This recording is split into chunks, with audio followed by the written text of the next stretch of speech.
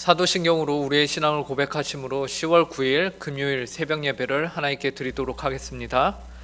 전능하사 천지를 만드신 하나님 아버지를 내가 믿사오며 그 외아들 우리 주 예수 그리스도를 믿사오니 이는 성령으로 잉태하사 동정녀 마리아에게 나시고 본디오 빌라도에게 고난을 받으사 십자가에 못 박혀 죽으시고 장사한 지 사흘 만에 죽은 자 가운데서 다시 살아나시며 하늘에 오르사 전능하신 하나님 우편에 앉아 계시다가 저리로서 산 자와 죽은 자를 심판하러 오시리라. 성령을 믿사오며 거룩한 공회와 성도가 서로 교통하는 것과 죄를 사하여 주시는 것과 몸이 다시 사는 것과 영원히 사는 것을 믿사옵나이다. 아멘. 찬송가 569장 선한 목자 되신 우리 주 함께 찬송하도록 하겠습니다. 찬송가 569장입니다. 이전 찬송가는 442장입니다. 함께 찬송하시겠습니다. 선한 목자 되신 우리 주 항상 인도하시고 푸른 풀밭 좋은 곳에서 우리 먹여주소서. 선한 목자 구세주여 항상 인도하소서. 선한 목자 구세주여 항상 인도하소서.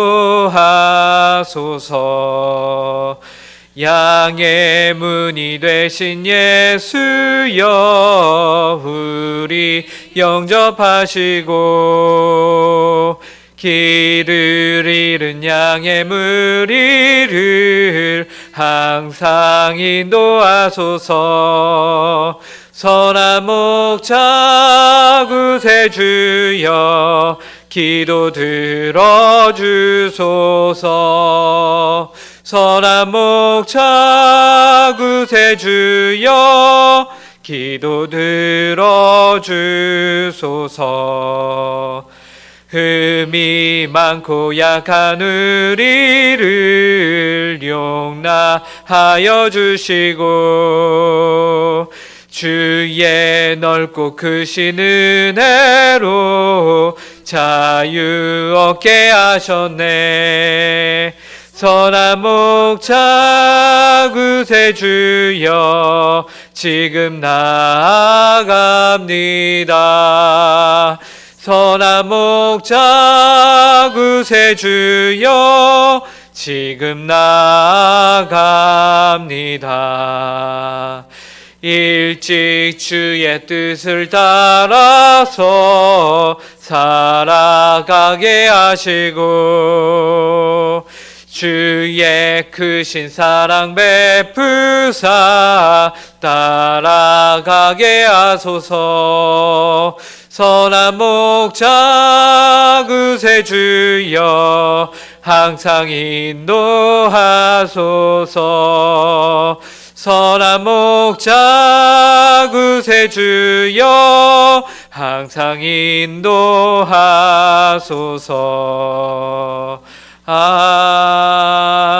아멘.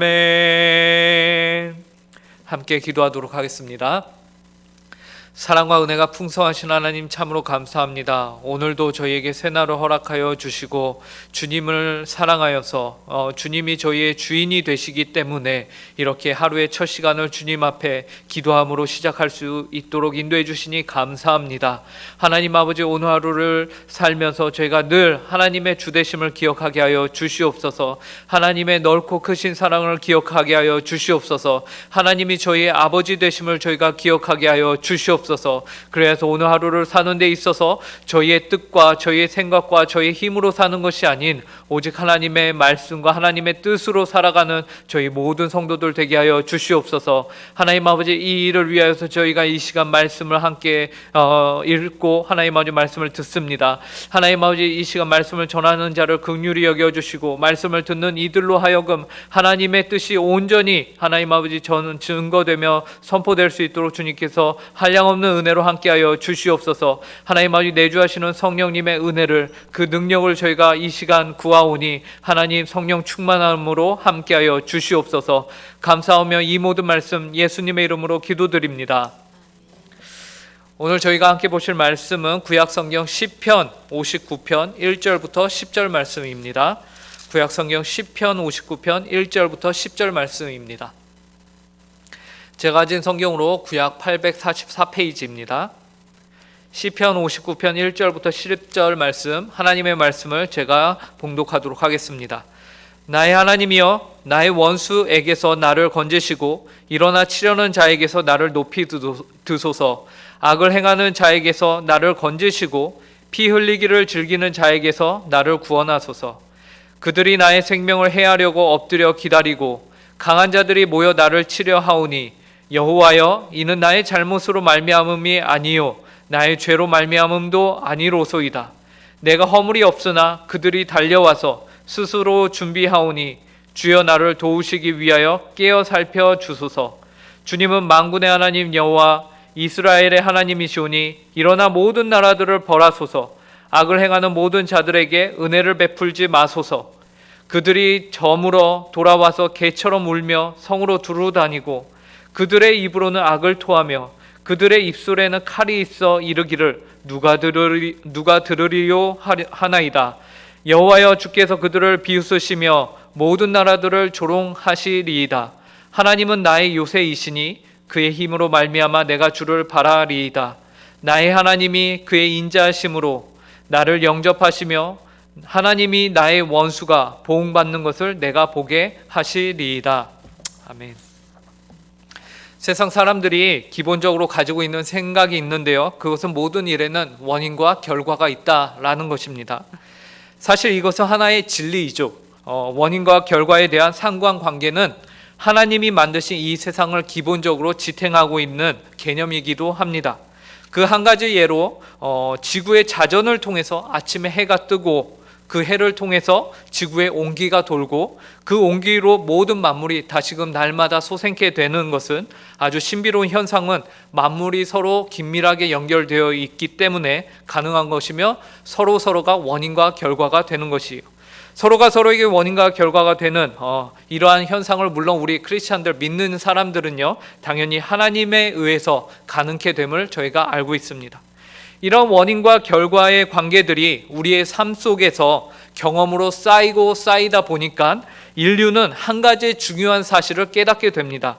그것은 바로 하나님이 통치하시는 세상에서 악인의 결과는 형벌이고 의인들의 결과는 상급이다라는 것을 깨닫게 되죠. 이것을 권선징악이라고 부르기도 합니다. 성경도 이러한 원리를 뒷받침하고 있는데요, 우리가 잘 알고 있는 시편 1편을 보면은 복 있는 사람들과 악인들을 대조해서 기록하고 있습니다. 복 있는 사람은 시냇가에 심은 나무가 철을 따라 열매를 맺으며 그 잎사귀가 마르지 아니한 같으니 그가 하는 모든 일이 다 형통하리로다 라고 말씀하면서, 반면 악인들에 대해서는 그렇지 아니하며 오직 바람에 나는 겨와 같도다 라고 말씀하고 계신 것이죠. 그런데 문제가 있습니다. 그 문제는 무엇이냐면요, 우리가 인생을 막상 살아보니까 의인의 형통과 악인의 형벌이 항상 맞는 말, 항상 적용이 되는 것은 아니더라 라는 것을 경험하게 되는 것이죠. 악인이 더 형통하는 것을 보게 되고 오히려 죄가 없는 의인이 세상 못 볼 꼴을 다 보고 겪게 되는 것을 이제 우리가 심심치 않게 보게 됩니다. 오늘 우리가 읽은 본문의 시편 저자인 다윗도 그러했어요. 오늘 시편 저자인 다윗은 아주 다급하게 하나님께 간구하고 있습니다. 1, 2절을 보시면요, 나의 하나님이여, 나의 원수에게서 나를 건지시고 일어나 치려는 자에게서 나를 높이 드소서. 악을 행하는 자에게서 나를 건지시고 피 흘리기를 즐기는 자에게서 나를 구원하소서. 그러면서 다윗은 3, 4절에서 이어서 이렇게 말해요. 그들이 나의 생명을 해하려고 엎드려 기다리고 강한 자들이 모여 나를 치려 하오니 여호와여, 이는 나의 잘못으로 말미암음이 아니요 나의 죄로 말미암음도 아니로소이다. 내가 허물이 없으나 그들이 달려와서 스스로 준비하오니 주여 나를 도우시기 위하여 깨어 살펴주소서. 다윗은 원수에게서 나를 건지시고 일어나 치려는 자에게서 나를 높여달라고 하나님께 간구하고 있습니다.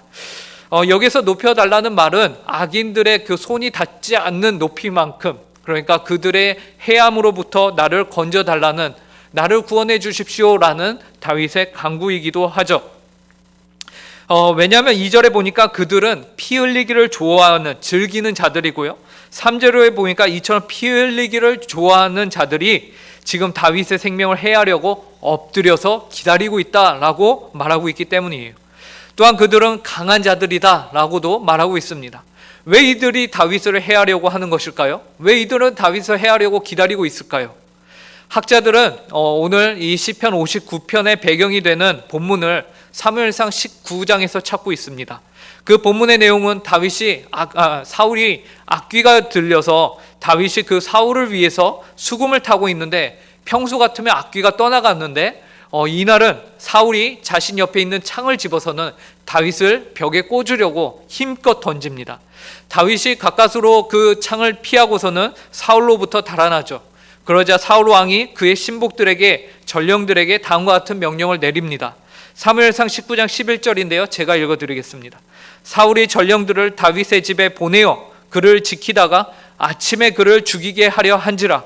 다윗의 아내 미갈이 다윗에게 말하여 이르되 당신이 이 밤에 당신의 생명을 구하지 아니하면 내일에는 죽임을 당하리라 하고, 사울이 그의 부하들을 시켜서 다윗의 집을 밤새도록 지키도록 만든 것이에요. 아침에 그가 집에서 나오면 죽이려고 숨어서 기다리고 있는 거죠. 그러므로 지금 사울의 전령들이 다윗의 집에서 기다리고 있는, 아주 장인어른에게서 목숨을 잃게 될 아주 기가 막힌 상황 가운데 다윗이 놓여 있는 겁니다. 심지어 구체적으로 사람들을 어떻게 보내고 어떻게 기다리고 언제 죽일 것인지까지 구체적으로 다 명령한 상황이었어요. 그런데 가장 큰 문제가 되는 것은 무엇입니까? 다윗이 이처럼 죽을 만한 일을 했던 적이 한 번도 없는 자다라는 것이죠. 그는 잘못이나 실수한 적이 없는 것입니다. 바로 이러한 상황이 오늘 시편 저자인 다윗이 이 시편을 기록하고 있는 배경이에요. 그래서 다윗이 3절과 4절에서 그들이 나의 생명을 해하려고 엎드려 기다리고 강한 자들이 모여 나를 치려 하오니 여호와여, 이는 나의 잘못으로 말미암음이 아니요 나의 죄로 말미암음도 아니로소이다.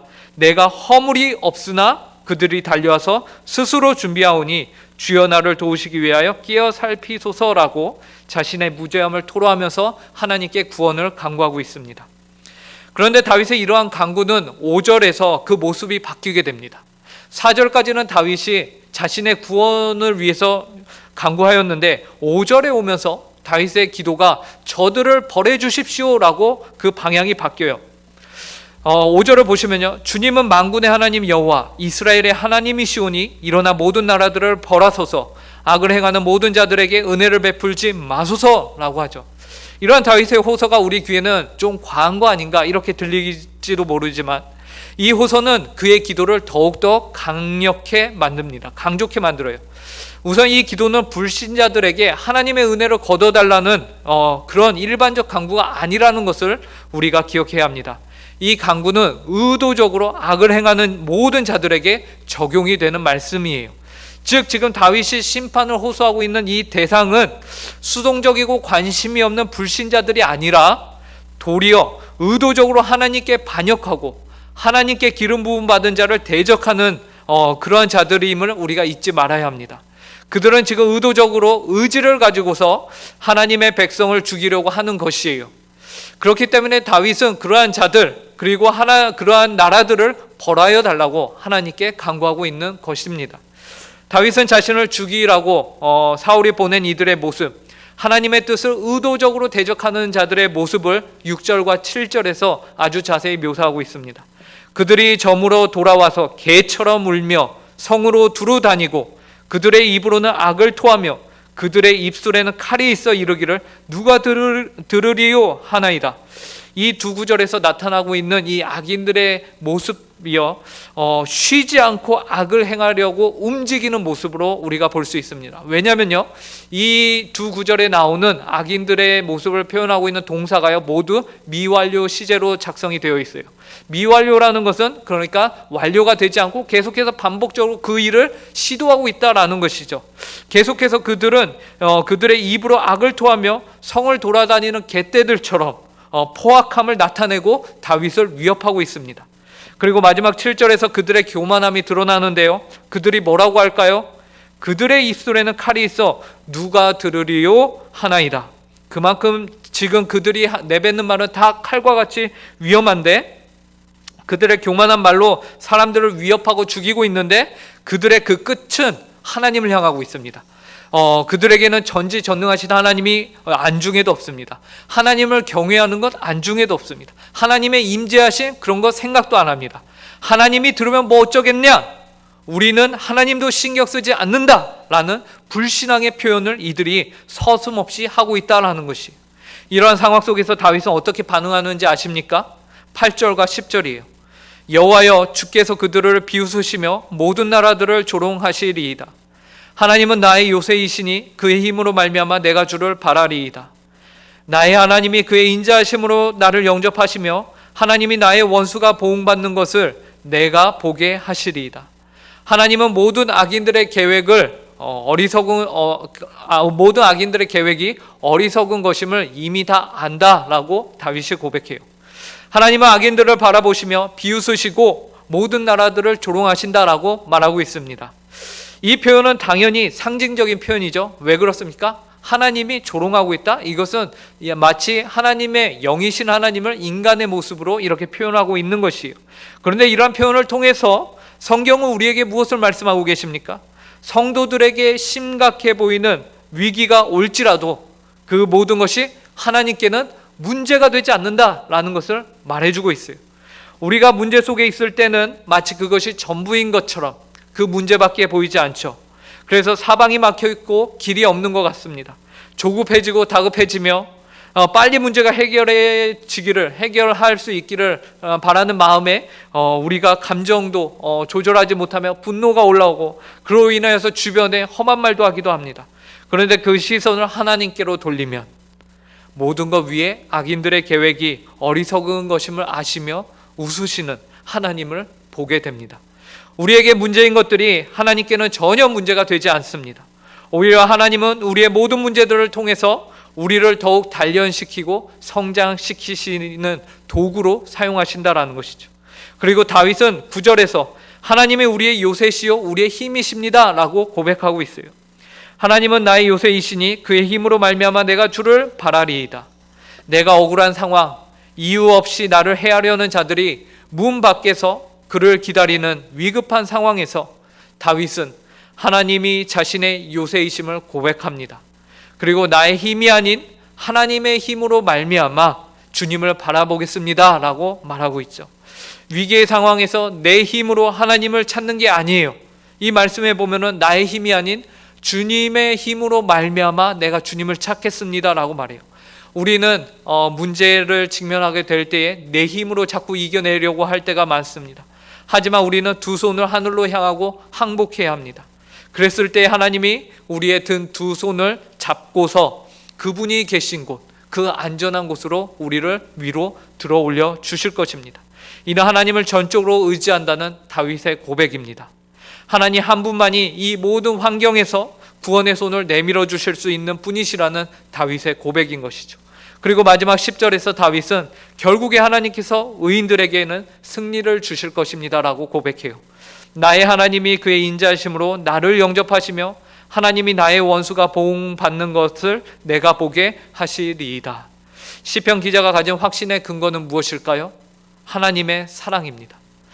나의 하나님이 그의 인자하심으로 나를 영접하신다. 신실하신 아버지의 사랑이에요. 하나님이 그의 인자하심으로 다윗을 지키셨습니다. 사랑하는 성도 여러분, 우리가 사는 세상에서 우리는 억울한 위치에 있습니다. 마치 의인은 항상 형통하고 악인은 잘못되어야 할 것 같은데 그렇지 않음을 우리가 보게 됩니다.